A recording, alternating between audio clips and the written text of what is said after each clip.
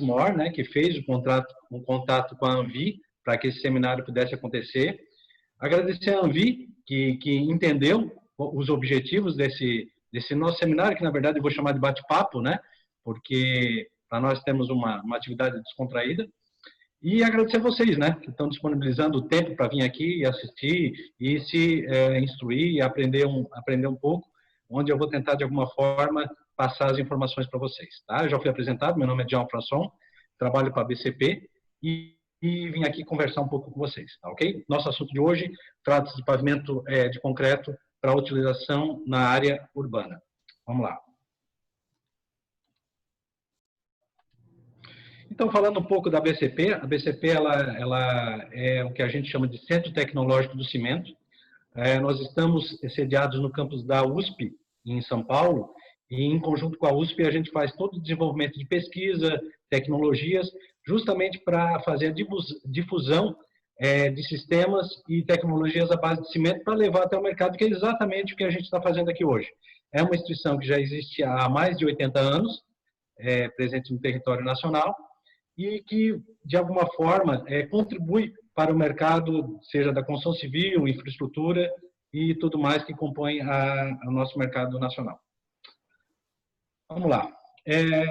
Como é que a BCP se relaciona com o mercado, né? Através de publicações técnicas, capacitações, que é exatamente o que a gente está fazendo aqui. Temos um papel importante no desenvolvimento das normas técnicas, são todas as normas que vocês têm acesso, de cimento, de concreto, tem, digamos assim, a contribuição da BCP. Temos um selo de qualidade na parte de cimento, de blocos, seja de concreto, seja para pavimentação, seja para alvenaria. Temos nosso laboratório em São Paulo, que além de desenvolver pesquisas, que é o que a gente traz para vocês, ele também atende o mercado, certo? E eu convido vocês a entrar no site da BCP, abcp.org.br. Lá tem bastante material interessante, principalmente quem está aí na vida profissional, né, que sempre tem muitas dúvidas de como aplicar um determinado produto, e enfim, eu acho que tem bastante coisa interessante lá para vocês. Vamos lá. Bom, falando então do assunto que me trouxe aqui hoje para nós conversarmos, né, é pavimento de concreto para a área urbana moldado em loco. Então, ele não é pré-moldado, ele é moldado no local onde ele será utilizado. Bom, essa tela aqui ela é bastante esclarecedora sobre toda a definição do pavimento de concreto. Tá? Eu até estava falando com o Richard antes da apresentação, eu vou fazer alguns comparativos com o pavimento flexível, que é o pavimento asfáltico, porém, não estou dizendo ou depreciando o pavimento asfáltico, que é o nosso parâmetro de comparação. Eu sempre costumo dizer que dentro desse nosso mercado, a gente sempre tem vários problemas e não existe uma solução única para resolver esses problemas. E no caso de pavimentação, a mesma coisa, né?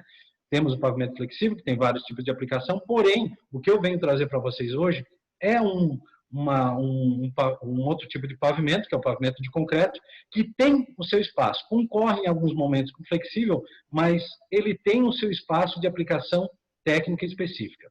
E essa definição aqui ela é bem interessante, ó.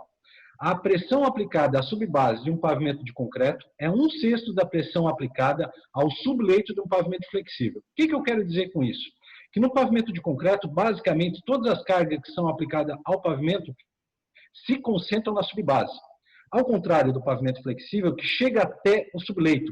E aí, muito provavelmente, na maioria das situações, há inclusive a necessidade de reforço do subleito. Qual a consequência disso? É na estrutura do pavimento, né?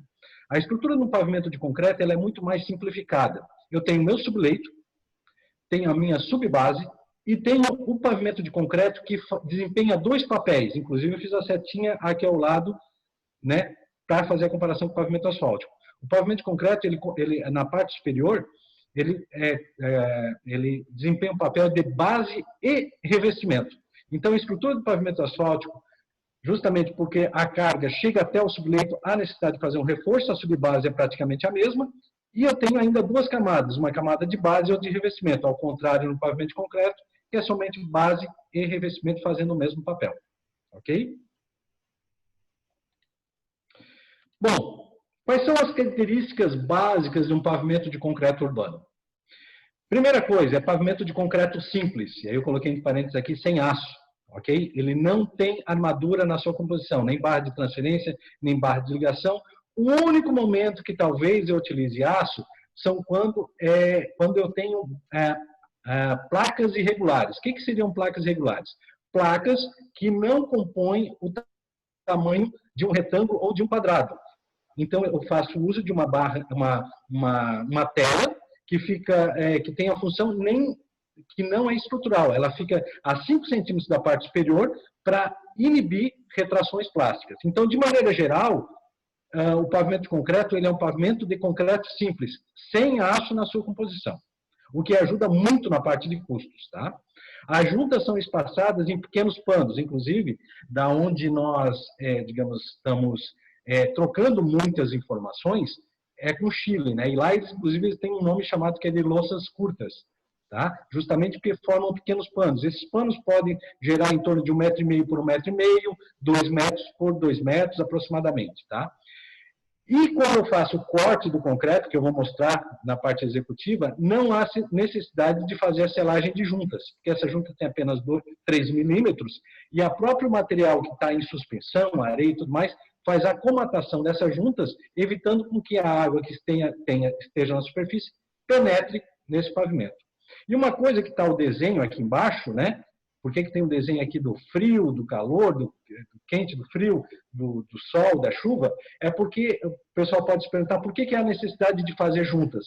Justamente por quê? Porque o pavimento de concreto é um grande pano que está exposto ao ar livre, pode sofrer intempéries, então há necessidade de cortar das juntas, porque senão o pavimento de concreto ele toma uma decisão sozinha, ele mesmo faz as suas juntas, e nem sempre é onde a gente quer. Então, nós fazemos um corte prévio das juntas, justamente para delimitar quais os locais que o pavimento de concreto irá fazer a sua fissura induzida. Ok? Vamos lá. Outra característica importante é o seguinte: a camada de base, de subbase, pode ser um material granular, um BGS, brita graduada simples. Possui espessura delgadas, isto não tem aquela concepção de uma grande espessura do pavimento. Ele pode ter aí em torno de 14, 15, 16, 18 centímetros no máximo, ok? E aí uma coisa que é muito diferente do que os engenheiros estão acostumados a fazer o dimensionamento do concreto. Geralmente, quando a gente trabalha em concreto, a gente trabalha na compressão, correto? Lá, resistência de 35 MPa, 40 MPa e por aí vai. O pavimento de concreto ele é dimensionado de forma diferente, ele é tração na flexão.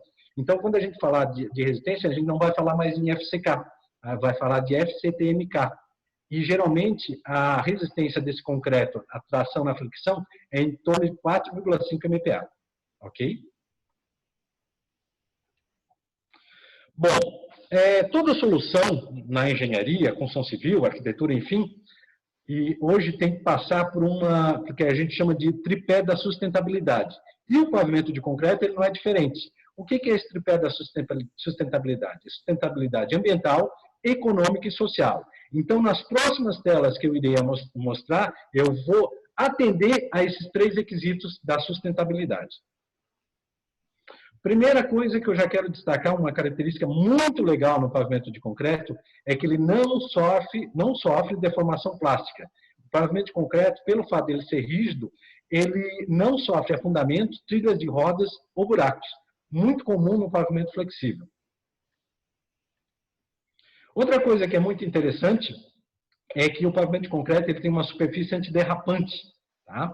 A gente, quando está executando o pavimento, a gente faz uma espécie de uma texturização, que é justamente para melhorar a aderência pneu-pavimento, que é para diminuir as distâncias de frenagem. Principalmente nesse último item aqui, quando a pista está úmida e com trilho de roda. Tá? Tem uma diferença se um carro estiver andando a 80 km por hora, que pode ser até comum na área urbana, ele tem uma distância de frenagem no concreto muito inferior ao pavimento asfáltico. Estamos falando aqui de basicamente quase 40 metros. Se a gente pensar que o carro tem 4 metros de comprimento em média, estamos falando aí de 10 carros de diferença de distância de frenagem, o que pode evitar muitos acidentes. Uma outra coisa que é muito legal para ser utilizado no pavimento de concreto na área urbana é com relação à reflexão da luz. E por quê? Porque o pavimento de concreto ele tem uma cor clara. Então, ele consegue refletir melhor a luz e vai economizar na parte de iluminação pública. Tem esse desenhozinho aqui ao lado, ó, onde eu consigo ver que os espaçamentos da iluminação pública são muito maiores no pavimento de concreto do que num pavimento escuro, justamente por causa dessa reflexão da luz. E percebam nas imagens que tem aqui no canto inferior da tela, né? Ó, duas imagens do concreto que antes existia asfalto, aplicaram concreto sobre o asfalto e ele tornou uma superfície muito mais agradável. Justamente porque também da superfície clara, temos também um conforto térmico, certo? Então, eu tenho dois pontos aqui, distantes 100 metros, e onde, olha só, praticamente no mesmo horário, a diferença de temperatura, 17 graus. Gente, isso é uma diferença muito significativa. E aí, esse gradiente de temperatura, ele nos proporciona a diminuição do que a gente chama hoje de redução de ilhas de calor. Lembram-se vocês que no verão há aquelas chuvas assim repentinas. E por que ela acontece? Por causa da formação de ilhas de calor, eu tenho uma grande concentração de água, de chuva, num determinado momento que sofre interferência justamente dessas ilhas de calor. E aí causa aquelas nossas famosas enchentes que Blumenau está muito, infelizmente, muito acostumada, né? Um outro dado interessante, essa tela aqui é, digamos assim, um tanto quanto poluída, mas eu vou procurar resumir, é que o pavimento de concreto, o concreto ou o cimento, que é a matéria-prima do concreto, ele utiliza restos de pneu como coprocessamento. Então, a gente pega restos de pneu, coloca nos fornos para fazer o cimento e acaba utilizando um produto que era um passivo ambiental como em substituição a um produto, que é o coque de petróleo, que é utilizado na queima dos fornos para a produção de cimento. Isso, gente, aliado a processo de adições que tem no cimento, né? Muita gente já deve estar acostumada ali, o cimento CP2, CP3, CP4 e CP5. O que são esses números que tem atrás da nomenclatura de cimento? São as adições, é que a gente aproveita também restos de escória da indústria metalúrgica, da indústria de produção de energia elétrica através das indústrias termoelétricas, né? E a gente também produz cimentos diferentes. E isso também tira um passivo ambiental e acaba indo na produção de cimento. Voltando à questão de pneus, que é utilizado nos fornos de cimento, por cada quilômetro que é utilizado de pavimentação, no pavimento asfáltico, aquele asfalto borracha, né, utiliza em torno de 1.500 pneus. Na produção de cimento, na queima lá nos fornos para a produção de cimento, eu utilizo de mais de 8.000 pneus. Então, também indo ao encontro da questão da sustentabilidade, certo? Muito bem. Outra coisa que é muito interessante no pavimento de concreto, aí é a maior característica, que inclusive sempre quando o pavimento de concreto é lembrado por essa característica, que é a alta durabilidade. Cimento sempre teve o concreto sempre teve essa característica de alta durabilidade, certo? E aí é uma questão que eu até destaquei aqui em vermelho, que é o seguinte, né? Lembrem-se que quanto mais durável um pavimento, menos manutenções eu vou ter. E aí, com isso, eu reduzo o congestionamento nas cidades, que aí a consequência direta é a redução do consumo de combustível. Imagina você lá, um carro parado numa determinada via, um carro ligado, quem não tem o start-stop, né? Um carro ligado lá consumindo combustível, e ainda assim diminuir a emissão de gases poluentes. Ok? Outra coisa que aí gera um pouco de controvérsia, né? Que o pavimento de concreto ele tem uma superfície um pouco irregular, ele não tem conforto de rolamento. Na realidade, gente, isso é uma questão de esmero na hora que estiver executando o pavimento de concreto. Hoje existem equipamentos, esse equipamento é chamado de Perfilógrafo Califórnia, nada mais é do que uma bicicleta meio esquisita que tem um computador acoplado sobre ela, que passa sobre as trilhas de roda, emite um relatório em que essas imperfeições podem ser corrigidas. Aí é uma questão do pessoal de fiscalização exigir a passagem desse equipamento para ter um bom conforto de rolamento. Certo? Então, é perfeitamente possível ter um bom conforto de rolamento no pavimento de concreto. Outra coisa que é muito interessante, aqui eu vou colocar todos os itens, tá? é o seguinte, então, assim, ó, resumindo todas essas características do pavimento de concreto, ele é seguro, durável, tem alta qualidade, é confortável e econômico. Na prática, eu estou respondendo todas aquelas questões do tripé da sustentabilidade. Certo? Muito bem. Com relação ao próprio concreto que faz a composição do pavimento, gente, não há mistério algum. A única característica que tem que ser lembrada é, de novo, ela é dimensionada tração na flexão. Não estamos mais falando de compressão, agora é FCTMK, que, como eu falei para vocês, normalmente ele é 4,5 MPa. O consumo de cimento, geralmente, ele gira em torno de 350 quilos por metro cúbico. Por que gira em torno de? Porque não existe um traço previamente definido. Nós temos o concreto, você sabe que nada mais é do que uma receita de bolo. E essa receita de bolo possui ingredientes que são peculiares de cada local. O mesmo concreto que eu faço aqui em Santa Catarina não é o mesmo concreto que eu faço lá, por exemplo, no Amazonas. Ele tem características locais, principalmente dos agregados, e até do próprio cimento disponível no local, que pode ter uma pequena variação. A questão do agregado graúdo, aqui tem um componente também muito interessante. Além de utilizar a brita 1, que é muito comum nos concretos comerciais, que são vendidos para as estruturas de concreto plástico, que vocês utilizam aí corriqueiramente, eu posso usar também a brita 2. Por que eu posso usar a brita 2? Porque eu não vou precisar bombear esse concreto, certo? Eu posso utilizar uma brita mais graúda, que ele vai me proporcionar duas características muito legais.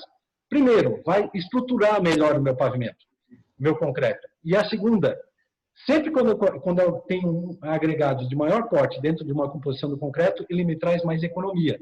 Então, eu consigo tornar um concreto mais estruturado e mais econômico.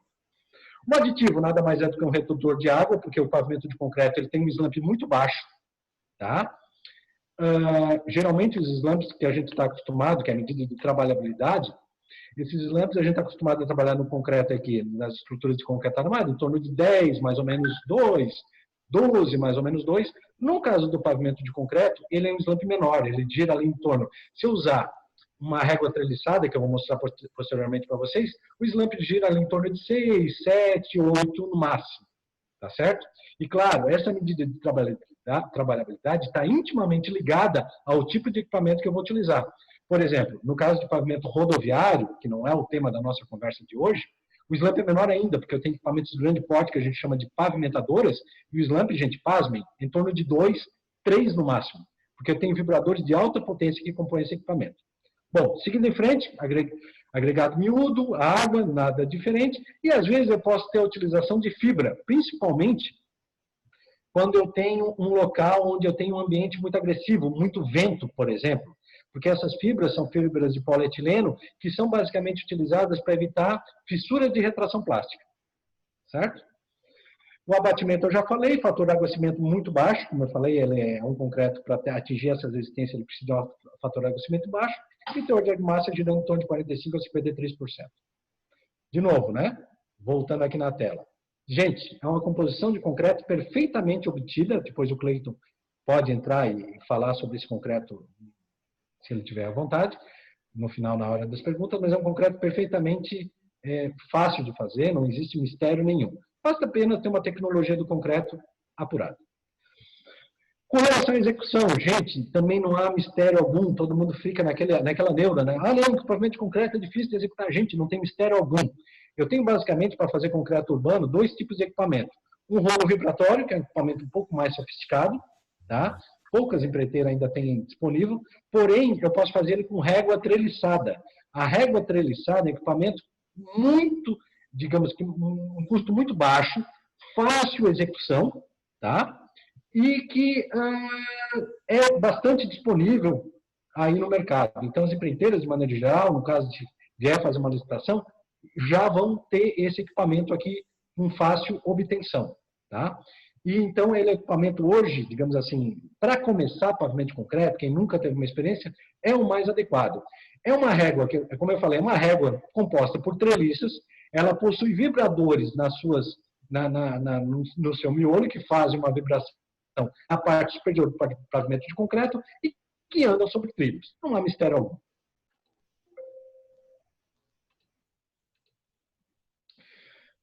Após a passagem da régua treliçada, eu faço a passagem de um float manual para alisar a superfície do concreto, para tirar alguma imperfeição que ficou.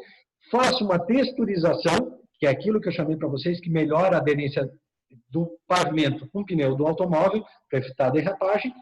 E aí, uma outra coisa, uma característica muito interessante na hora da execução, que é a utilização de um agente de cura química. Então, assim, para que serve a cura do concreto? É para evitar que a água que está na composição do meu pavimento saia precocemente. No caso do pavimento de concreto, é mais comum ainda, porque eu tenho uma grande superfície exposta ao meio ambiente, tá? Ao ambiente. Então, eu tenho que fazer uma cura eficiente.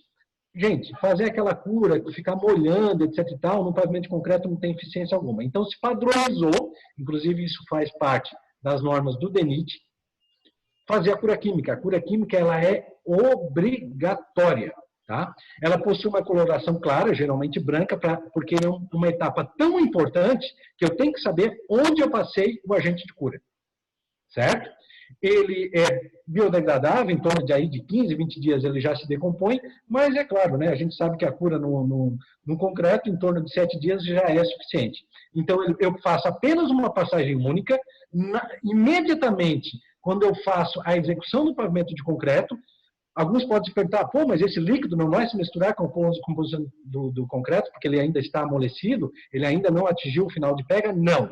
Ele vai ficar espalhado imediatamente após a passagem do pavimento, com ele ainda amolecido, tá? ainda não em final de pega, tá? E passado sobre o pavimento, com aspersor. E aí uma coisa que é importante também, eu faço o corte das juntas, né? Então, como eu falei para vocês, eu faço o corte das juntas aí em panos de 2 por 2 ou 1,5 por 1,5, isso vai questão do dimensionamento, tá? Essa junta, ela é cortada 1/3 da placa, então, se eu tenho uma placa aí de 15 centímetros, eu vou cortar em torno de 5 centímetros, porque acontece um processo que a gente chama de junta induzida. É claro que até chegar nessa conclusão, sofreu um processo de estudo, né, e concluiu-se que, se eu cortar apenas 1/3 da placa, o restante da junta ela é induzida, ok? Então, o restante da junta, ela se corta, vamos dizer, sozinha, certo? E finito, né? Estamos aqui com o meu pavimento de concreto completamente executado. Então, passamos por aquelas etapas relativamente simples e já estamos aí, só tem a etapa de finalização a ser feita. Não tem nenhum mistério. Com relação ao controle tecnológico, eu destaco aqui a determinação do SLAMP. Eu falei para vocês que o abatimento ele vai de acordo com o equipamento que eu utilizo. Um rolo, o equipamento com rolo, ele utiliza o SLAMP um pouco menor, em torno de 4 ou 5, e a régua treliçada, que vai ser o mais comum, utiliza um SLAMP aí em torno de 7, 6,5, por aí, certo? E aqui é o abatimento. E aí a questão agora de fazer o acompanhamento tecnológico da resistência.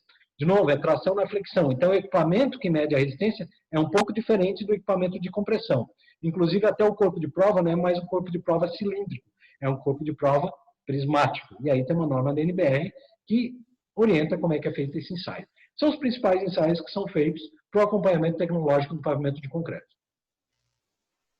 Bom, gente, seguinte...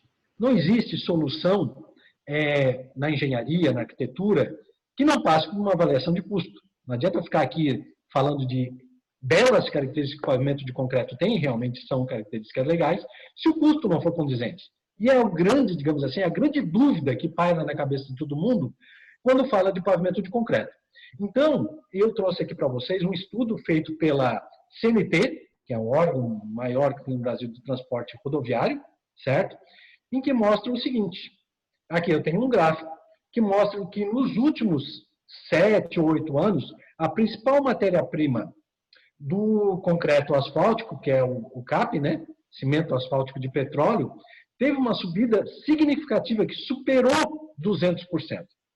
Enquanto a matéria-prima principal do concreto, que é o cimento, basicamente nesses últimos anos ficou estável.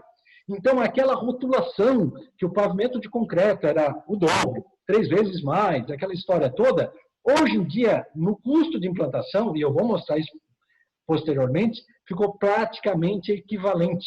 sempre se lembrava no pavimento de concreto, custo interessante é a longo prazo, né? Pela ausência de manutenção, mas hoje, já no custo de implantação, o pavimento de concreto ele já é competitivo, certo? E eu não vou muito longe para caracterizar essa estabilidade do preço do cimento. Vou falar de uma experiência própria, eu estou terminei uma obra minha agora há pouco tempo, onde em 2020 eu estou pagando o preço da saca de cimento, o mesmo preço de 2010, em torno aí de R$ 20 o preço da saca. Não precisam acreditar em mim, é só ir numa loja de material de construção que vocês vão comprovar isso.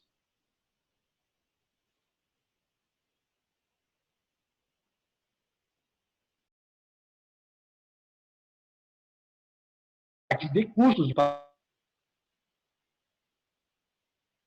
a cidade de Santa Catarina, chamada Lages, que fica no Planalto, numa extensão, foram 10 ruas estudadas, numa extensão total de 4.000 metros, né, 4 quilômetros, onde o tráfego era considerado um tráfego médio, número N de 6 vezes 10 na 5, e aí nós fizemos o dimensionamento do pavimento de concreto para essa situação.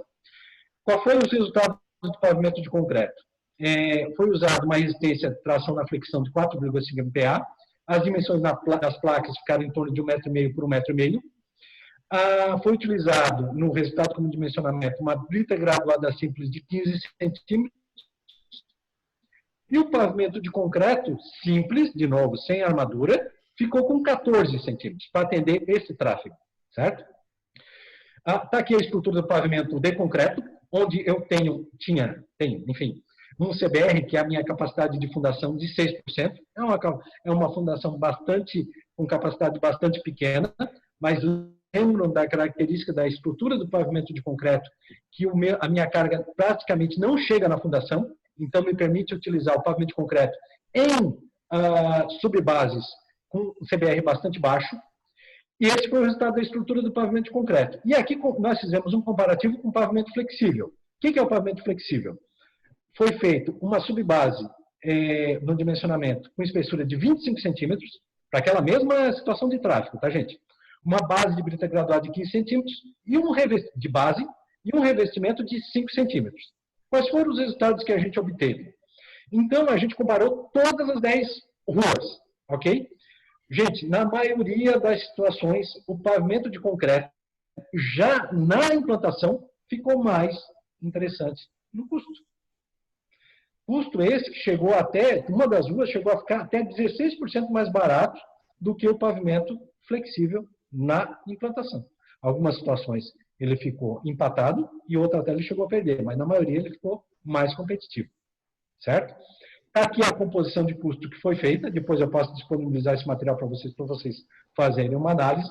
E olhem até na questão de composição de custo, né? Quem é acostumado a fazer orçamento, eu espero que tenha gente de orçamento que esteja assistindo, a composição para fazer a composição do pavimento asfáltico, são todos esses itens aqui, o pavimento de concreto ficou bem simplesinho, né?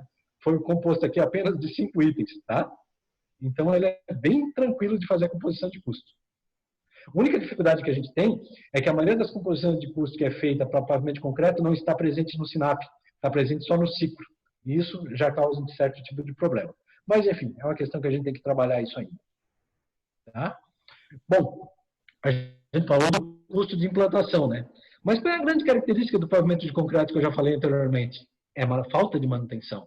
Então, sempre quando eu faço uma avaliação de um projeto e tal, eu não tenho que pensar só no custo de construção, que eu já mostrei para vocês que ele já está interessante no caso do pavimento de concreto. Eu tenho que analisar também custo de manutenção, reabilitação, operação de veículo, tempo de viagem, possíveis acidentes, meio ambiente, mobilização e tudo mais. Então, partindo dessas premissas básicas, que não é um conceito da BCP, é do Banco Mundial, que ele faz essa análise quando avalia um projeto de pavimentação, a gente fez um outro comparativo também, utilizando aqueles mesmos dados, uma projeção de 10 anos. Tá? Supondo não, né? Colocando como uma característica base que eu tenho no pavimento flexível, que todo ano eu tenho que fazer 2% da área pavimentada, uma operação de remendos e tapa-buracos, e a cada 5 anos, no caso, no 5º ano e no 10º ano, eu tenho que fazer uma operação de fresagem e recomposição do pavimento.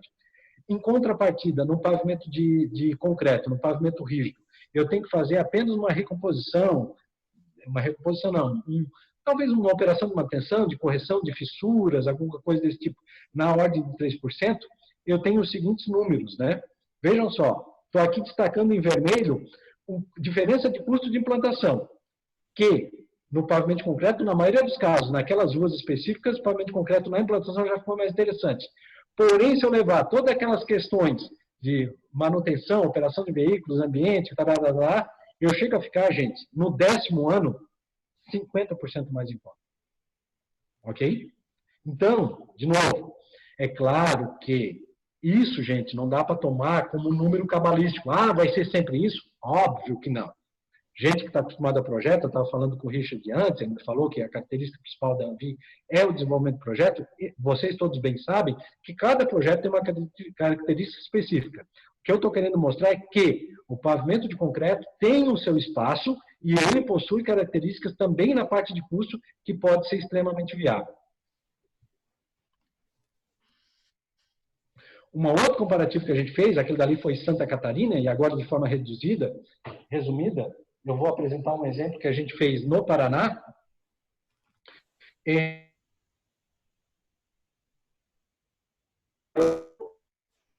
Uma estrutura de pavimento asfáltico e uma estrutura de pavimento simples. A gente fez uma base cimentada de 15 centímetros.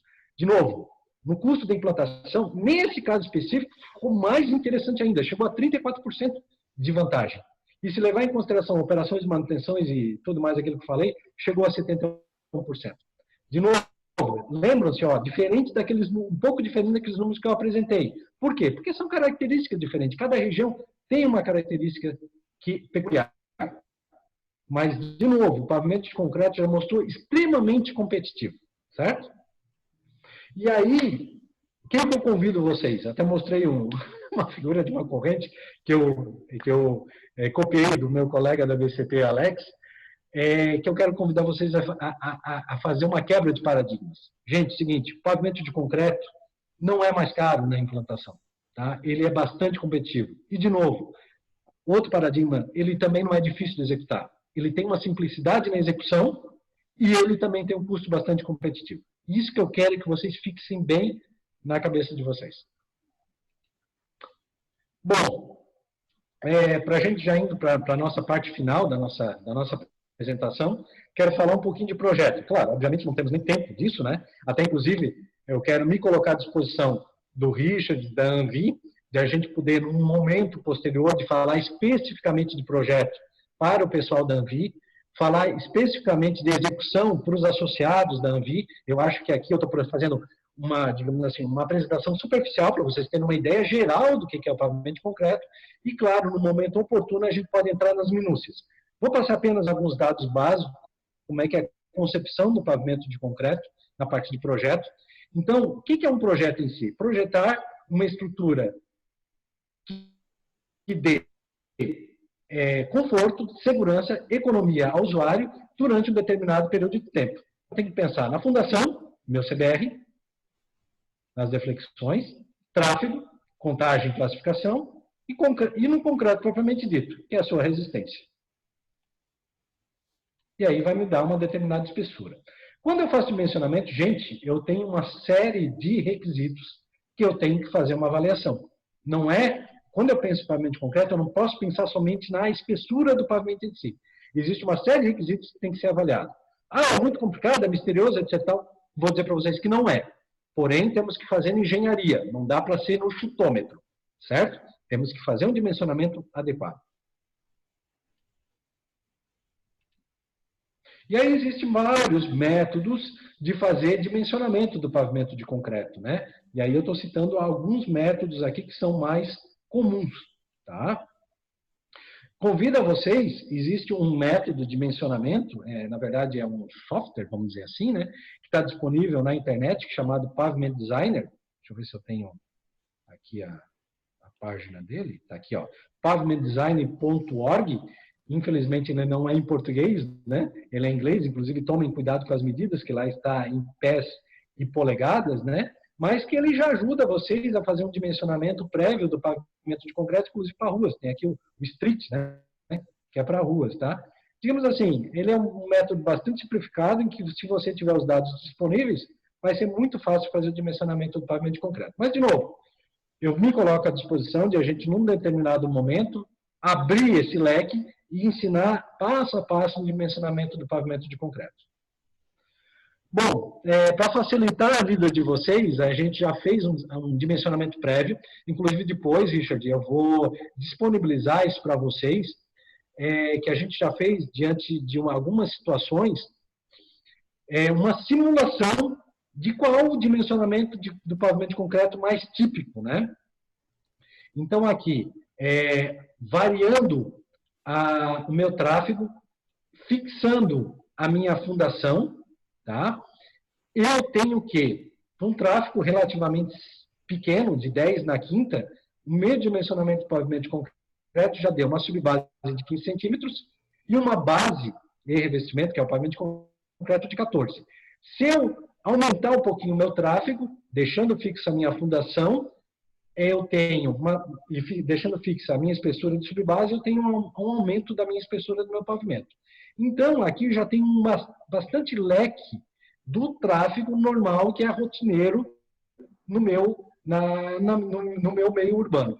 Ok? Então, a gente já fez um pré-dimensionamento, depois eu vou disponibilizar isso para vocês, mas, de novo, claro que cada caso é um caso, a gente vai ajudar vocês a dimensionar o pavimento de concreto, que é uma coisa extremamente simplória.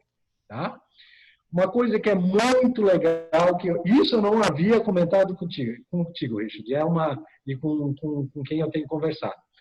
A gente, digamos assim, esmiuçou o que é a especificação do pavimento de concreto. Nós elaboramos as especificações para qualquer prefeitura utilizar as especificações do pavimento de concreto. A gente sabe que uma das dificuldades, além de fazer o projeto, como é que eu especifico o pavimento de concreto? Como é que eu monto a licitação?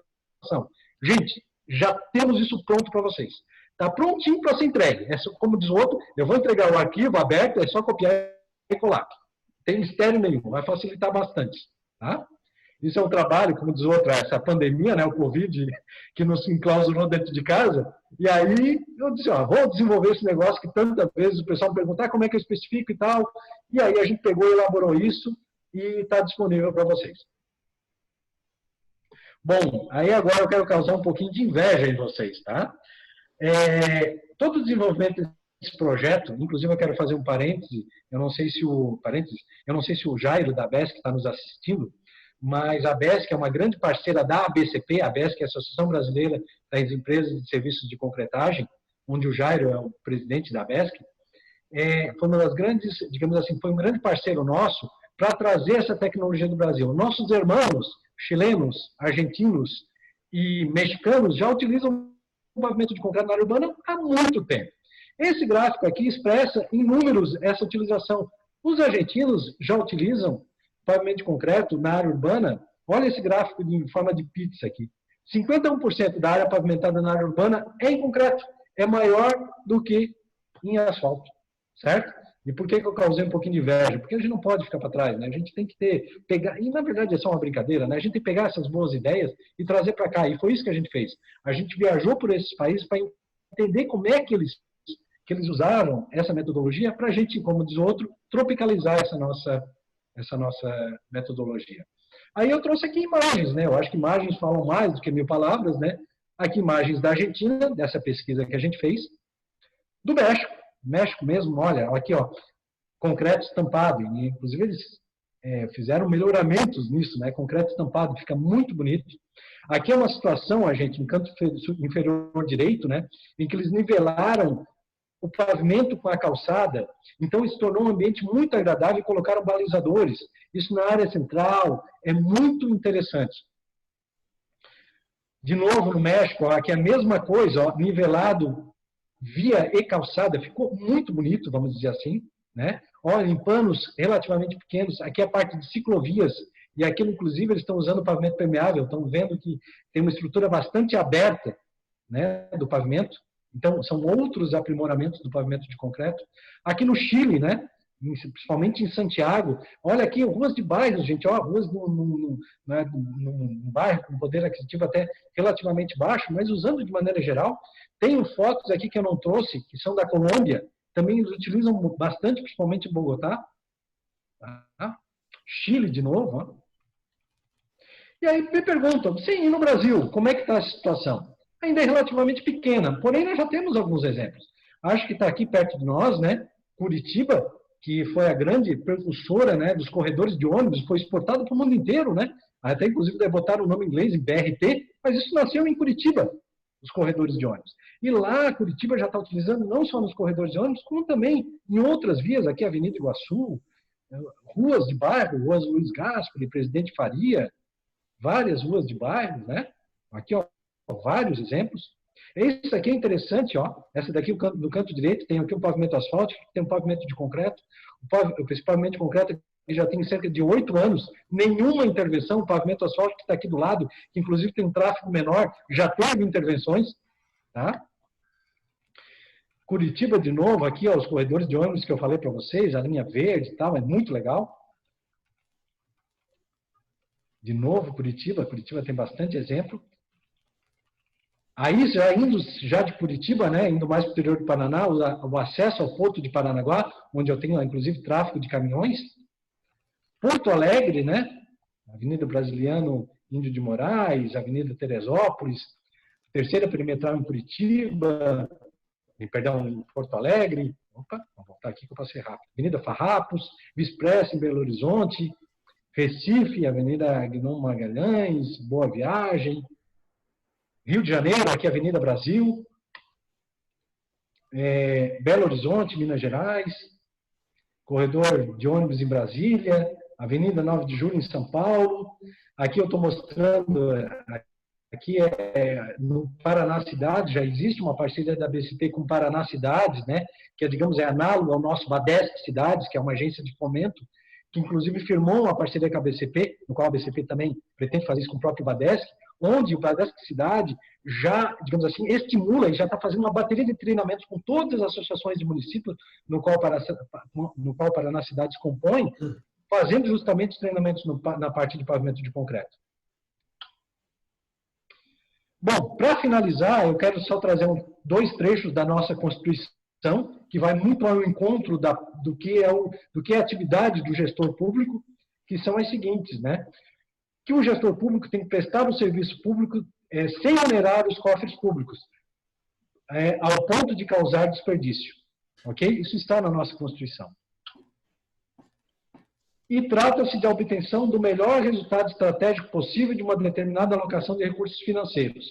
Por que eu trouxe a questão da Constituição para cá? Gente, eu acho que assim, ó, o Covid está aí, né, para mexer um pouco com as nossas estruturas, né? Estamos passando por uma questão não só de saúde, mas questão também de grande dificuldade econômica, que nós, da engenharia, da arquitetura, da parte de urbanização, temos que pesquisar outras alternativas com desempenho técnico interessante e com custo atrativo.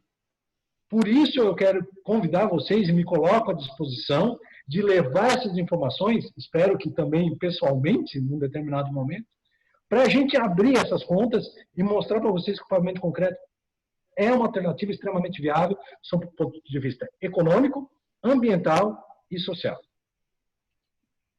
E é isso. Espero que eu tenha atendido a expectativa de vocês. Estou aberto agora a perguntas e os meus contatos estão aqui também.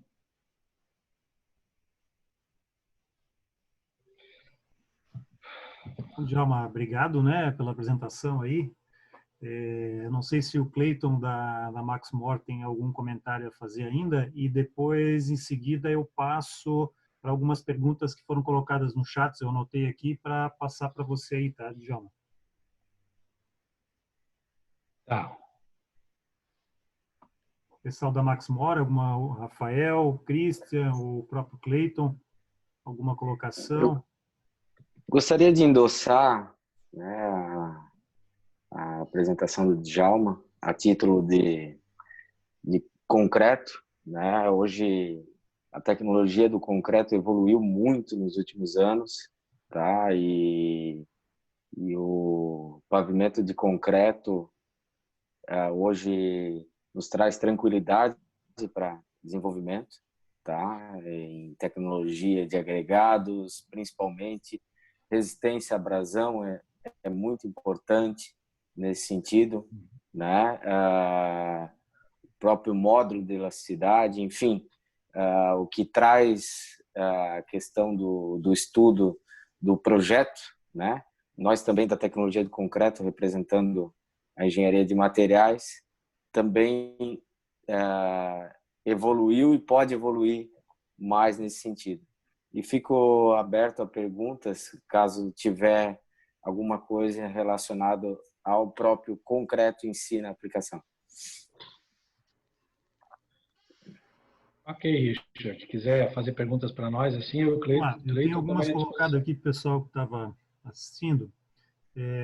Do Emerson, pavimento em concreto possui menores valores de regularidade longitudinal quando comparado ao flexível? Então, lembram-se que eu mostrei digamos, aquela bicicleta esquisita, né? Deve estar falando sobre conforto de rolamento, eu acredito, né? Então, existe um aparelho chamado Perfilógrafo California. Esse equipamento ele mede justamente conforto de rolamento. Existe um número determinado pelo DENIT, que é 240 milímetros por quilômetro. Então, bom, o que faz esse Perfilógrafo California? Repetindo, né? Ele tem um computador acoplado a ele traça um gráfico que é chamado índice de perfil.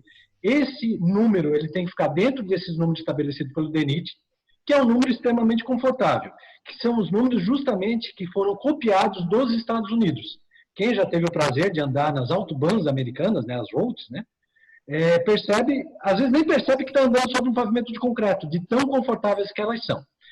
Sem hipocrisia, né, gente? A gente sabe que no Brasil o uso do pavimento de concreto ainda é pequeno, as empreiteiras ainda terão algum tipo de dificuldade de atingir esses números, porém são perfeitamente atingíveis, tá?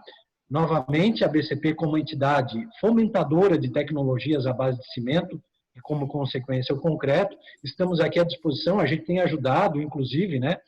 Eu acabei não comentando, mas Santa Catarina tem sido um case de sucesso para o Brasil na parte de pavimentação de concreto, por incrível que pareça, na parte rodoviária. Eu estou presente na BCP desde 2012 e, gente, eu não tenho parado de trabalhar na parte de pavimentação de concreto. Foi concretado o acesso ao porto de Imbituba, 5 quilômetros. Foi concretado a rodovia SC-114, que liga Lages ao Tocílio Costa, 35 quilômetros. Está sendo executada a BR-285 Timbé do Sul, e as empreiteiras cada vez estão se aprimorando mais. São números perfeitamente atingíveis, e dá para conseguir, sim, um bom conforto de rolamento de pavimento de concreto. Pode ter certeza. Vamos lá. Muitas das perguntas podem ter sido respondidas, né, durante já a palestra, mas eu vou colocar aqui. A segunda seria da Fernanda, perguntando qual é a sua experiência, Djalma, ou conhecimento sobre concreto permeável para pavimentação. Legal, muito boa pergunta. Existe uma norma que foi desenvolvida em 2015, se eu não me engano é 16416. Norma nova, né? Se nós formos avaliar outras normas que já existem, né, tem apenas 5 anos, que fala justamente sobre o pavimento permeável, né? Nós já temos alguns cases já de utilização no Brasil, ele ainda é pequeno, porém ele já está, digamos assim, já existe já a cultura da utilização do pavimento, está começando a existir a cultura do pavimento permeável. Inclusive, se eu não estou enganado, já existe um projeto em tramitação dentro da própria prefeitura de Blumenau, se eu não me engano, vai ser a rua Kurt Henning, que vai utilizar o pavimento permeável, né? Então, e existe já outros casos que estão sendo utilizados. Se eu não me engano, foi utilizado em Timbó, pavimento permeável também, é perto aí, né? Eu não me lembro se Timbó faz parte da Anvi. Faz parte, sim. Uhum. Então, em Timbó tem a minha colega, a engenheira Luciana, que foi a grande mentora técnica da utilização de toda a revitalização da área central de Timbó, utilizando pavimento intertravado, e usou também o pavimento permeável. Então, acho que já só aqui pertinho da gente já temos 2 casos. Foi feito também uso, se eu não me engano, em Blumenau, na Alameda Rio Branco, tá? Foi feito.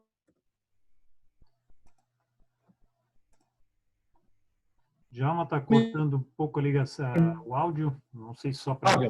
Não é só o que a gente vê, inclusive todas as pavimentações, né? Não é só o que a gente vê. Está me ouvindo? Tá, agora eu estou ouvindo, não sei se foi só para mim ou para os demais, agora está ok. Então, repetindo, todo pavimento, não só, todo pavimento tem uma característica interessante. Não é só o que eu vejo, é também o que eu não vejo. Mas o pavimento permeável não é só a parte superficial que eu estou enxergando. Eu preciso de toda uma estrutura granular, inclusive com solos que têm pouca permeabilidade, eu preciso, inclusive, ter uma tubulação que leve até uma rede de água pluvial. Então, a BCP também tem a expertise disso, inclusive eu coloquei no meu currículo, né? Estou à disposição para ajudar em qualquer cidade que queira desenvolver o pavimento permeável como uma metodologia de pavimentação urbana, perfeitamente viável. Ok, a Neuza também pergunta o seguinte, Djalma, ela não compreendeu bem na fala, ou talvez não ouviu, né? Qual o tempo de cura para a execução das juntas de dilatação no pavimento? Muito bem, eu acho que aí é uma pergunta bem interessante. Bom, primeiro é o tempo de pega, né? Talvez o Cleiton depois quiser complementar, eu gostaria. Mas eu preciso de um tempo de pega no meu concreto, que é a fase de endurecimento. E durante a execução do pavimento de concreto, que justamente a pergunta dela é a questão de cura, eu passo um produto que é chamado de cura química, certo? Tem vários tipos de fabricante no Brasil. A cura química, qual é o principal objetivo dela? É evitar a evaporação precoce da água que compõe o traço do meu concreto. Senão, ele vai ocasionar dois problemas. O primeiro vai ocasionar fissura de retração plástica, que são aquele craquelado sobre o concreto. E a segunda questão é que, se ele evaporar muito rapidamente, ele não vai reagir com as moléculas de cimento e não vai dar a resistência requerida. Tá? Então, eu passo esse agente de cura que ele vai permanecer ali em torno de uns 10 dias. Eu passo apenas uma vez com a natureza. Como no concreto eu preciso de um processo de cura de apenas 7 dias, ele já cumpriu o seu papel. Cleiton, tu quer fazer algum complemento? Não, é isso mesmo. É isso Perfeito. mesmo. Perfeito. Acho que é isso, Richard. Outro microfone. Vamos lá. O José Gustavo pergunta o seguinte, quais seriam as dificuldades, soluções mais usuais para pavimentos rígidos em solos moles? Ou não seria viável, né? E que a região de Florianópolis tem muito desse tipo de material, ele coloca. Eu acho uma característica bem interessante, agradeço a pergunta, é uma boa oportunidade de a gente falar sobre isso, né? O pavimento de concreto, como eu mostrei naquele gráfico, que a carga praticamente não chega no meu subleito, ela acaba se concentrando na subbase, e isso me permite trabalhar com CBRs baixos, né, uma capacidade de suporte baixa. Porém, eu preciso que esse solo, em que vai estar apoiado a minha subbase, no caso, o material granular, né, uma BGS, por exemplo, uma vida graduada simples, ele precisa ser homogêneo. Se eu tiver heterogeneidade, eu acho que é isso, o português não ficou muito bom, mas enfim, nesse meu subleito, eu vou ter algumas dificuldades no meu pavimento de concreto. Então, eu preciso que ele, pode ser um solo mole, porém eu preciso que ele seja homogêneo. O que é homogêneo, né? Precisa ter um CBR mais ou menos constante, mesmo que seja baixo. Ok? É isso. Vamos lá, o Elvio pergunta, né? Eu solicito considerações adicionais sobre as dimensões das placas pequenas, entre aspas, em relação aos valores usuais, em especial sobre o risco da placa bailarina, devido a pouca massa individual, ele coloca. Então, vamos lá. Os pavimentos de concreto para a área urbana, eles geralmente ficam ali em torno daquelas dimensões, né? 2x2, 1,5 por 1,5. E as espessuras não têm passado, pelos dimensionamentos que a gente tem feito, de 18 centímetros, tá? Com relação à placa bailarina, pelos conhecimentos que eu tenho, por que ela acaba ocorrendo? Foi uma falta, porque assim, toda pavimentação, seja concreto, seja pavimento asfáltico, precisa de uma rede de drenagem eficiente. Se eu não tiver uma rede de drenagem eficiente, o que vai acabar ocorrendo? Eu vou ter uma infiltração de água na minha camada de subbase, de subleito e da camada de subbase, vai acabar ocorrendo uma erosão, e aí eu vou perder a minha capacidade de suporte desse concreto. O que vai acabar acontecendo? Vai acontecer exatamente o fenômeno da placa bailarina, que ela vai ficar, como diz o outro, dançando sobre a minha subbase. Por que isso ocorre? Por causa da falta de uma manutenção eficiente. Ou, às vezes, a manutenção no projeto e é executada de forma eficiente, porém, ela não tem manutenção. E é muito comum ocorrer a falta de manutenção em todas as nossas obras de pavimentação, ela não é diferente.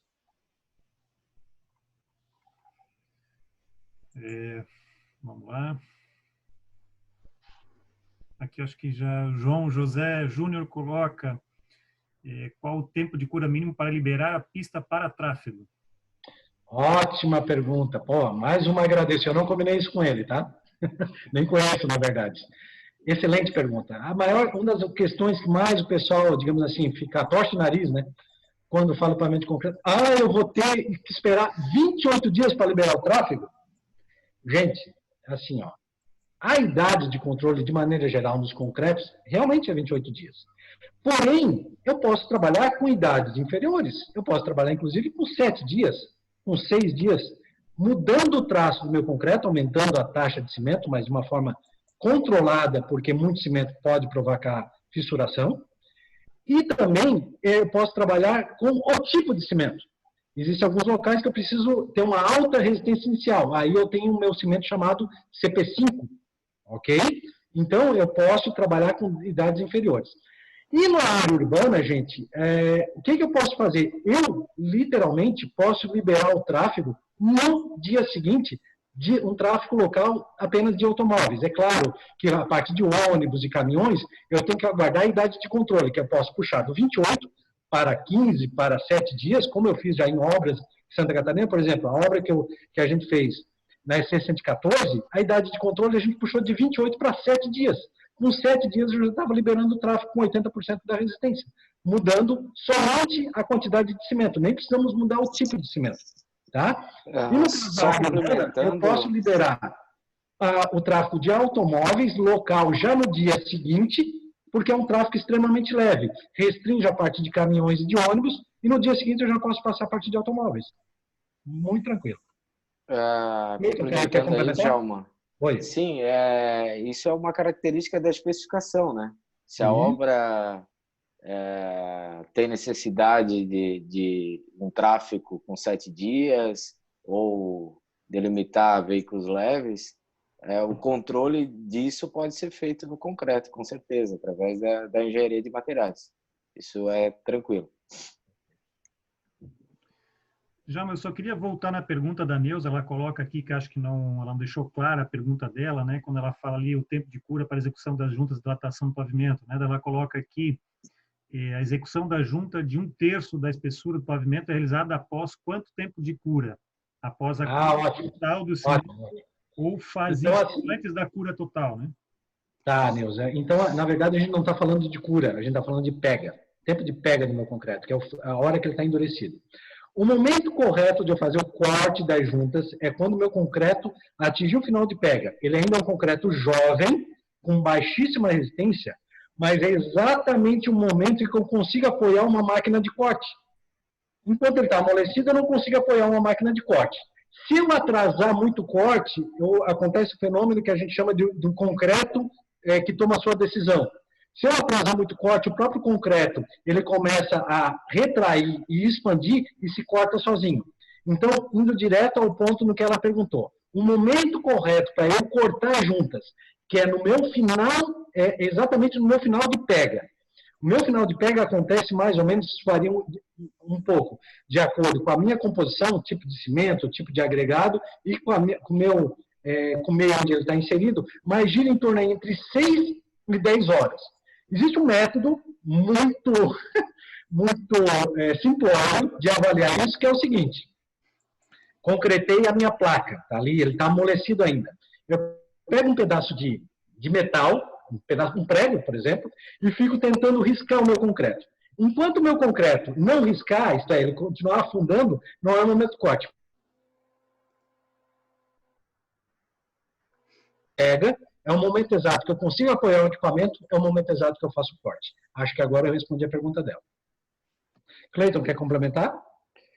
Isso é mais uma especificação, uma necessidade da obra também, né? Eu preciso cortar até tal hora da tarde, por exemplo, até depois de 2 horas, 3 horas depois do fim da aplicação, né? Isso também a engenharia de materiais consegue aprimorar. E complementando, né? Se eu atrasar esse corte, eu terminei de concretar hoje, eu vou deixar para cortar amanhã. Como é o nome dela? É Neuza, eu acho, né? assim, ó, é certeza que o concreto vai se cortar sozinho. Ele vai tomar uma decisão e vai cortar no local que a gente não quer. Vai fissurar no local inadequado. Então, eu tenho que prestar muita atenção nesse final de pega, nesse processo dele que ele está endurecido. Não é nada complicado, mas, inclusive, eu tenho que nomear uma pessoa para cuidar desse processo, tá?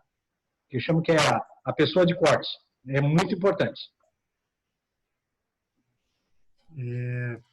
Já temos mais 7 perguntas. Podemos continuar? Podemos. E aí tu encerra a hora que tu achar que é o momento. Ok. Do José José Gustavo. Quando é falado de concreto drenante, como fica a estrutura desse pavimento? Então eu vou fazer o seguinte. Richard, eu quero que tu me dê um espaço para a gente falar só de pavimento permeável. Podemos combinar um outro dia? Mas respondendo já rapidamente, né? Eu tenho uma apresentação, que eu já fiz, inclusive, em algumas universidades, que fala só do pavimento permeável. Então, precisa de todo um estudo hidrológico para saber qual a carga de pluviométrica que eu tenho na cidade, para fazer e também uma análise do solo que eu tenho, se ele tem capacidade de infiltração ou não, para fazer todo o dimensionamento do meu pavimento permeável. Eu já te adianto que a NBR 16416 estabeleceu 5 tipos de pavimento permeável. Vamos ver se eu me recordo deles. Eu tenho o pavimento intertravado comum com junta alargada. Eu tenho o pavimento intertravado comum, esse que você já conhece, com junta desencontrada. Eu tenho o pavimento intertravado permeável, onde a água penetra pela sua estrutura e não pelas juntas. Eu tenho as placas de concreto permeável, que são placas aí, se eu não me engano, 40 por 40, 50 por 50, que a água penetra também pela estrutura. E eu tenho o pavimento de concreto moldado em loco permeável, certo? E essa água penetra pelo pavimento e tem toda uma estrutura para pegar essa água, levar para uma redrenagem, ou melhor ainda, eu posso usufruir dessa água para reutilização, para regar um jardim, enfim, para ser utilizado numa fonte de água, coisas do tipo. Então, é perfeitamente, só que aí a gente precisaria de uma outra aula para explicar pausadamente toda a estrutura. E para terminar, a gente não fala mais de quanto o pavimento é permeável. Tá? Teoricamente, qualquer pavimento é permeável. Se eu jogar uma água sobre o pavimento que está aqui na minha sala, essa água vai penetrar num determinado momento. Existe um conceito que foi estabelecido pela 16416, que é um conceito de velocidade. Qual a velocidade com que essa água sai?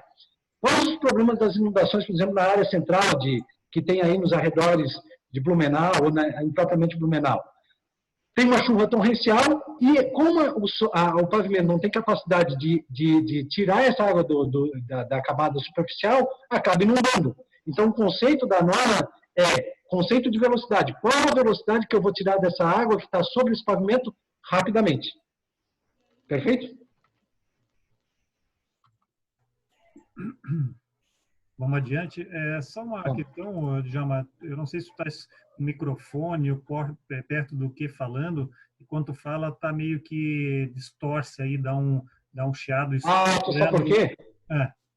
Tu sabe por quê? Porque eu estou falando muito alto. Isso. Eu vou falar um pouco mais baixo. Perfeito. Tá bom. Tá. Aqui o Igor Gomes Furtado coloca, né? Se já tem exemplos de utilização de pavimento de concreto pré-fabricado no Brasil. Pré-fabricado. Pré-fabricado, não que eu tenha conhecimento. O pré-fabricado, ele é muito interessante, aí eu imagino, porque assim, existe o pavimento intertravado, que são aqueles bloquinhos de concreto, que nada mais é do que um pavimento pré-fabricado. Concorda? Acho que é isso. Porém, o que provavelmente ele deve estar falando é um pavimento de concreto, digamos, dos mesmos tamanhos desse que eu estou falando de moldado em loco, pré-fabricado. No Brasil, eu não tenho conhecimento, tá? Eu sei que nos Estados Unidos se utiliza muito, principalmente na parte de manutenção. Como é que é utilizado na parte de manutenção? Imaginam vocês, eu tenho uma autobahn, alto tráfego, eu não posso parar esse tráfego, mesmo tendo 4, 5 faixas, que é muito comum nos Estados Unidos. Aqui a gente briga por duplicação, né? Nos Estados Unidos eles têm 4, 5, 6 faixas. É uma inveja, né? Mas tudo bem. Um dia a gente chega lá ainda, mas tudo bem. Então, lá, mesmo tendo várias faixas, eles não podem impedir o tráfego. Então, o que eles fazem? Eles quebram a placa de madrugada e já existe uma placa pré-fabricada num determinado local, num canteiro que eles trazem de madrugada também, depois que quebram a placa que está no local que tem algum tipo de problema, e encaixam essa placa. No dia seguinte, o tráfego está liberado. Simples assim.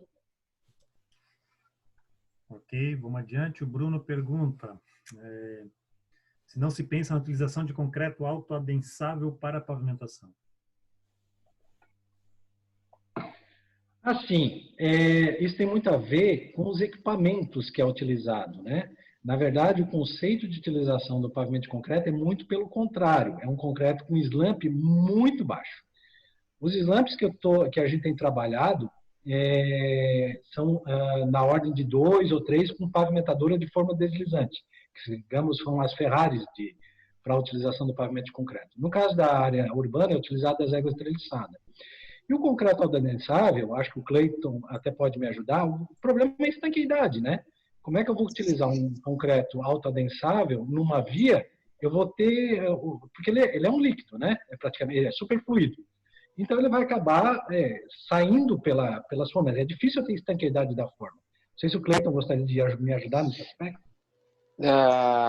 É isso, e também tem a questão, né, da principal característica desse concreto, que é a flexão, né, onde quem governa a resistência à flexão é o agregado graúdo. E para ter um concreto autoadensável, tu tem que ter um volume de finos maior, né? Outra preocupação, não que não seja possível, se não se evoluir, né? Também é outra propriedade que é a resistência à abrasão, que o concreto autoadensável também tende a ser menor do que o concreto aplicado usualmente. Perfeito, perfeito. Agora sim, aproveitando o gancho do autoadensável, e o Cleiton vai concordar comigo, o uso no Brasil do autoadensável em estruturas de concreto corriqueiras ainda é muito pequeno. Eu acho que ali está uma grande aplicação do concreto autoadensável. Ele ainda é muito pequena e eu acho que ele tem uma grande aplicação, ele economiza muita mão de obra e muito tempo de aplicação. Tem um vasto campo ainda a ser explorado do concreto adensável em estrutura de concreto em concretos corriqueiros aí, concreto armado. Correto, Cleiton? Sim. Vamos lá, Richard? Seguimos, o Américo pergunta, né? Um dos problemas do concreto são as fissuras. Sem o uso da armadura, a necessidade de utilização de outros aditivos, além da aplicação da cura química, aplicação de fibras, etc. Bom, eu conheço muitos Américos, então provavelmente deve ser o Américo Pescador, meu amigo aqui de Florianópolis, meu colega de universidade. Bom, Américo, tudo está no fibra. Primeira coisa é o seguinte: eu tenho que analisar o meio onde ele vai ser aplicado. Se for um meio relativamente agressivo, o que eu chamo de meio agressivo? Muito vento, a fibra ela é tão importante quanto a cura química, certo? Outra coisa que também, muito provavelmente, o pessoal acaba negligenciando é, voltando àquela pergunta anterior, o momento do corte do pavimento. Às vezes o pessoal deixa para cortar, não no final da pega, deixa para cortar no dia seguinte. E aí o concreto, de novo, toma suas decisões e acaba fissurando sozinho. Acredito que esse tipo de problema você tenha enfrentado. Então, de novo, o que eu faço para evitar as fissuras? Um traço de concreto muito bem feito, tá? Um fator aguacimento baixo, o uso da fibra, se eu tiver um local de muito vento, uma cura adequada, cura química obrigatória e, de repente, até uma cura úmida, não com aquela história de ficar xeringando o concreto com mangueira. Não, usar uma manta de geotexto, o famoso bidim, espalhar sobre o meu concreto, tá? Depois dele endurecido, umedecê-lo durante 7 dias. Tá? E, claro, não esquecer de cortar no momento certo. Cleiton, gostaria de complementar? É isso mesmo. A gente tem que, trazendo um pouco para pavimentos, né, de indústria, né, o pavimento de concreto tu tá aplicando no meio, né, onde tu tá propício a sol, vento, né, aos intempéries do teu dia a dia. Então, o cuidado de fibra, o cuidado de cura química, nada mais é que uma proteção para o concreto fazer as suas reações, né? Não deixar que o meio interfira na qualidade final dele. É mais ou menos isso. E complementando, assim, ó, digamos, essas alternativas, elas são legais quando eu tenho placas regulares. O que são placas regulares? Quadrado ou retângulo. Quando eu tenho placas irregulares, que fogem dessa forma geométrica, aí eu também tenho que usar uma tela de aço, geralmente a Q138, tá? Passada aí, se não me engano, é 15 por 15 ou 20 por 20, não me lembro, tá? Que ela também evita fissura de irritação plástica. Essa tela é colocada na parte superior, ela fica 5 centímetros abaixo da superfície do concreto. Então, nas placas regulares, além de tudo isso que a gente acabou de falar, usar também uma tela de aço. Ah, mas aí eu estou armando meu concreto? Não. 99% das placas vão ser regulares. Vou ter aí 1 ou 2% dessas placas que serão as irregulares, que é num encontro com um outro pavimento, num canto de calçada, coisa desse tipo. E aí sim vai resolver esse tipo de problema. Ok? Vamos lá. O agente químico utilizado para a cura do pavimento concreto também é utilizado para a cura em pavimentos permeáveis. Pode repetir a pergunta? O agente químico utilizado para a cura do pavimento de concreto também é utilizado para a cura, esse foi agora, né? Para a cura em pavimentos permeáveis moldados em loco. É o mesmo agente químico utilizado. Sim, assim, ó, quando você procurar uma indústria química, você vai procurar, eu quero um agente de cura química para pavimento de concreto. Bom, eles vão ter o nome técnico deles lá, ok? Que aí varia de fabricante para fabricante. Aí tem vários fabricantes, tem a Grace, tem a Sica, enfim, tem vários fabricantes. Eles têm o nome lá, mas existe um produto. Geralmente, esse produto de cura química, alguém com o microfone aberto. Então, eles são ou a base parafina ou a base PVA, tá? Mas o nome técnico é agente de cura química. Basicamente é isso. Olha, você já falou também lá não, mas você fazer a conta amanhã. Pronto. Só pegar aqui a próxima, o Ricardo Duarte, na linha dos solos mole, né? Exemplo, a BR-470, Gaspar, Santa Catarina, qual o tratamento adequado para o subleito? Haja vista que a formação do solo, em sua grande maioria, é gleissolo, né? Com baixa capacidade de suporte, qual a forma e o método para aplicar esse tipo de pavimento? Então, né, como eu falei, eu posso aplicar o pavimento de concreto, e no caso dele aqui, nós já estamos fugindo um pouco do nosso assunto, né? A BR-470 seria no meio rodoviário, a gente veio aqui falar sobre urbano. Mas, respondendo à pergunta dele, isso serve como no pavimento urbano também, de novo, eu não tenho problema nenhum de solos moles, só eles precisam ser homogêneos, isto é, eu não posso ter variação do meu CBR. Se eu tiver essa variação e eu quiser mesmo assim aplicar o pavimento de concreto, porque o tráfego é muito elevado, aquela coisa toda, não tem outro jeito, eu vou ter que fazer um reforço do meu subleito. Aí existem várias metodologias para fazer reforço do meu subleito. Faço a substituição ou o reforço dele em loco. Mas aí existem vários critérios que podem ser feitos dessa forma. Tá? O Luca pergunta, né, se possível discorrer sobre a importância no controle de execução das camadas de pavimento rígido, em especial sobre o plano cotado, sendo uma expertise adquirida em execução de grandes panos de pavimento de concreto. Pode repetir a pergunta, por favor? Se possível, discorrer sobre a importância no controle de execução das camadas de pavimento rígido, em especial sobre plano cotado, sendo uma expertise adquirida em execução de grandes panos de pavimento de concreto. Bom, e quem me fez essa pergunta certamente já trabalhou com pavimento de concreto e, obviamente, com plano cotado. Topográfico, em que eu faço o controle das espessuras do meu pavimento. Então, esse é feito topograficamente, né? E para fazer o acompanhamento das camadas, eu faço uma planilha, infelizmente eu não tenho ela aqui agora para mostrar, em que eu planilho todas, se eu não me engano, de 5 em 5 metros, todos os meus pontos que estão sendo feitas as minhas camadas, tanto do subleito quanto da subbase, para isso não se refletir em espessuras excessivas no meu pavimento de concreto. E aí, a importância disso, que foi a pergunta dele, eu consigo fazer correções na minha subbase, no caso, pode ser um CCR ou um BGS, CCR concreto compactado a rolo, ou um BGS brita graduada simples. Por quê?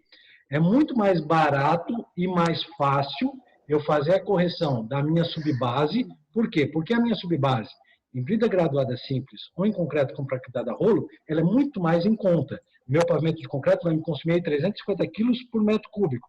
É um material mais nobre. Então, eu consigo ali na minha subbase, através do plano cotado, que é um levantamento, um levantamento topográfico de todos os meus pontos e fazer a correção, tanto para cima quanto para baixo, na verdade, nada mais é do que um gráfico, tá? E que eu faça a correção da minha subbase para eu não ter espessuras excessivas ou abaixo da espessura mínima no meu pavimento de concreto. Extremamente importante, eu agradeço até a pergunta e a colocação, porque isso realmente é muito importante. Eu até esqueci aqui de finalizar a pergunta, mas era isso mesmo, né? E que ele fala, a fim de possibilitar o controle de espessura executada, norma DENIT exigido controle de execução, porém não especifica como deve ser feito, né? Uhum. Ali estava na outra página.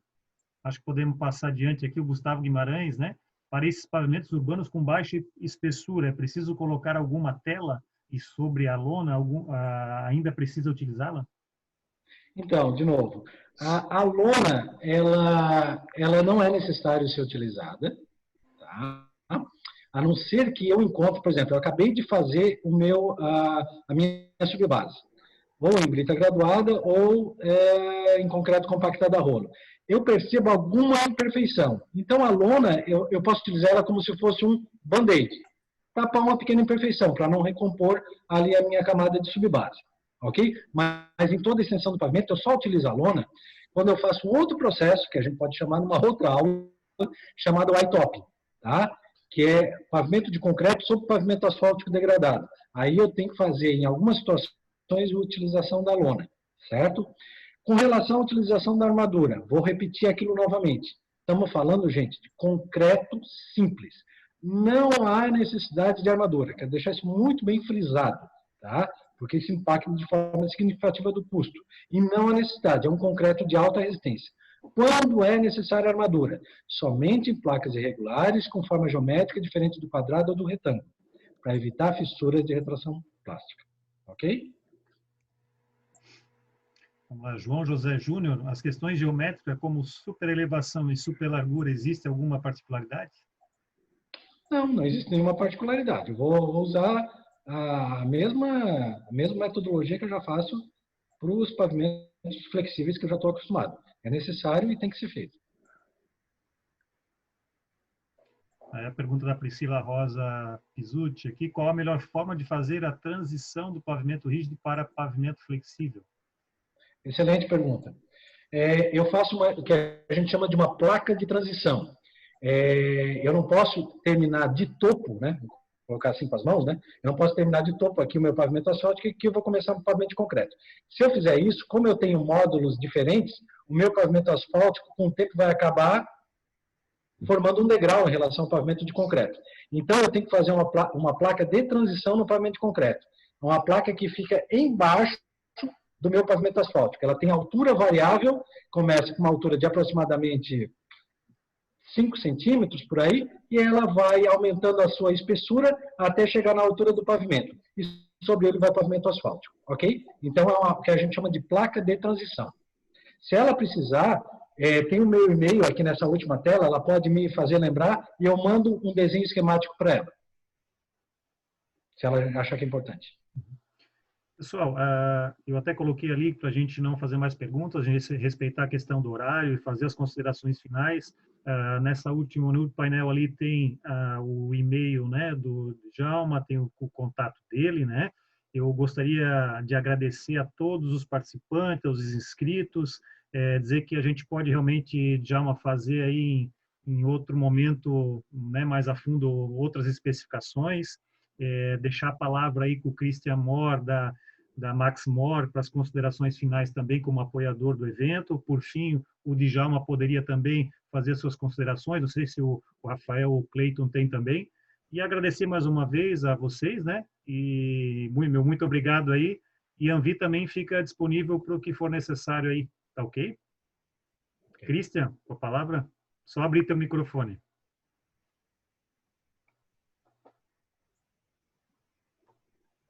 Bom, pessoal, gostaria de agradecer aí a grande oportunidade, né, cedida pela ANVI, através do Richard, aí, que foi muito receptivo desde quando a gente trouxe a ideia, né? Acho que nada melhor do que fazer um debate aberto, trazendo especialistas na área, né, para poder a gente... a ideia é trazer uma solução para a sociedade, para uma melhora da qualidade de vida das pessoas, né? E a gente está buscando especialização aí nisso também, com o concreto, que vai ter as suas características específicas também, mas que não é nada, como o Djalma frisou, não é nenhum bicho de sete cabeças, não é nada assim que vai, mas que pode trazer algo de melhor para todos aí, como cidade, enfim. Gostaria de parabenizar a BCP, com seu representante Djalma, pela qualidade da apresentação. Agradecer muito a importante participação de todos, né, que participaram aí, que engrandeceram esse evento, né? Sem vocês, esse evento não teria chego a tantos participantes assim, com a qualidade que está, né, pelo grau de conhecimento de cada um de vocês, um grupo bastante seleto e técnico, né? E coloco aí a Max Mora à disposição de vocês para o que vocês quiserem, tirarem dúvidas, fazerem qualquer coisa no sentido de promover aí qualquer negócio, a gente está à disposição, tá bom? Muito obrigado aí a todos aí e até a próxima. Até a próxima. Só deixar a última mensagem, né? A BCP, como entidade fomentadora de tecnologias à base de cimento de concreto, está à disposição não somente da ANVI, mas todos que participaram. Eu sei que teve gente, inclusive, participantes, inclusive, de fora do estado. Está aí meu e-mail, está meus contatos, a gente está aí aberto, não temos nada a esconder, temos que jogar aberto e estou à disposição, sempre que precisarem, estou às ordens para contribuir de uma forma muito positiva. Tá, ok? Novamente agradeço a oportunidade da Max More, a oportunidade da ANVI e agradecer a todos que assistiram. Obrigado. Valeu. Só a última questão, me perguntaram ali no chat, ali para todos, né, se esse material poderia ser disponibilizado, através desse e-mail eles podem mandar para ti solicitando, como é que a gente poderia fazer isso? Pode ser assim? Quem tiver... Pode, eu posso mandar para ti também, Richard, okay. Posso mandar para você, e o pessoal também pode me solicitar pelo meu e-mail, que eu mando sem problema nenhum. Tá ok. Ok? Feito. Tá bom. Acho que é isso. Finalizamos no tempo, iniciamos no tempo e finalizamos no tempo, então. Legal. Muito parabéns. Obrigado aí. Bacana. Vamos conversar, pessoal. Valeu, pessoal. Um abraço, hein? Um abraço. Obrigado. Tchau, tchau. Até mais. Tchau, tchau.